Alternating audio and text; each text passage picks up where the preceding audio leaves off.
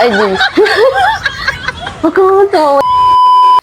Oo, alam mo ba? Oo. Yung ano, yung kapitbahay. Oo. Te, dilat mo mata mo. Baka di mo kita kausap mo.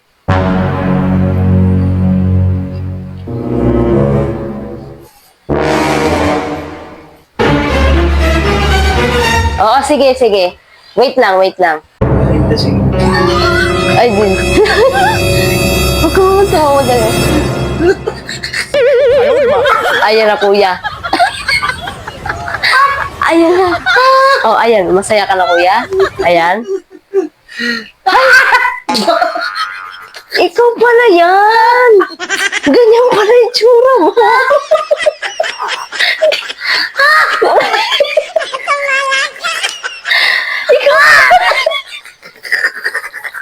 Ikaw pala yung...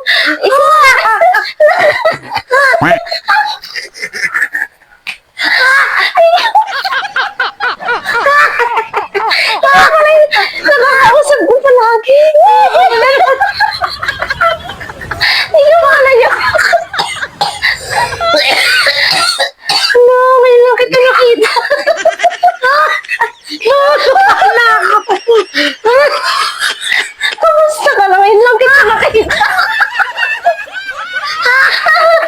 Ang sakit ka kasi ako.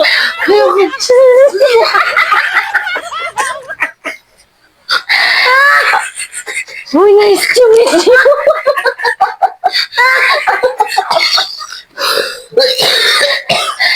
Nice to meet you. Ikaw pala nakakasabi ko ka gabi-gabi. Ha? Oh, ayan, masaya ka na, kuya. Ha?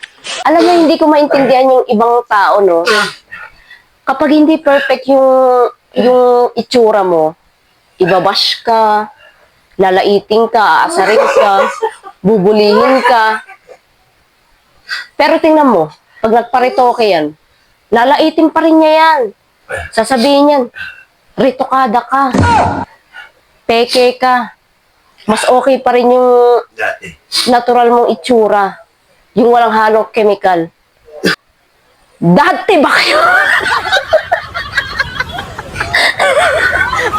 Dati ba kayong garapata? Hala, hindi. Tsaka hello. Tsaka hello, isipin nyo na lang, no, kung kayo naging ganito. Ha? Kung kayo naging ganito, baka hindi nyo kayanin. Ha? Tsaka hindi namin ginusto to. Kung pwede nga lang kami ang magdesisyon kung anong magiging itsura namin. Kami yung mamimili. Oo. Sana maging, Lord, sana maging, yung itsura ko, kamukha ni Marian. Huwag lang si Saint Alvin. Marian Manalo. Hala, hindi.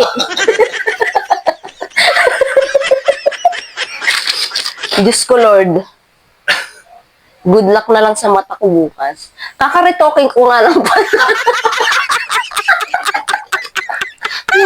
Kakaritoke ko nga lang pala, pero installment kasi, kaya yung kalahati.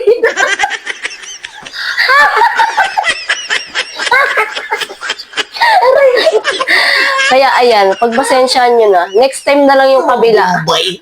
Sa araw-araw.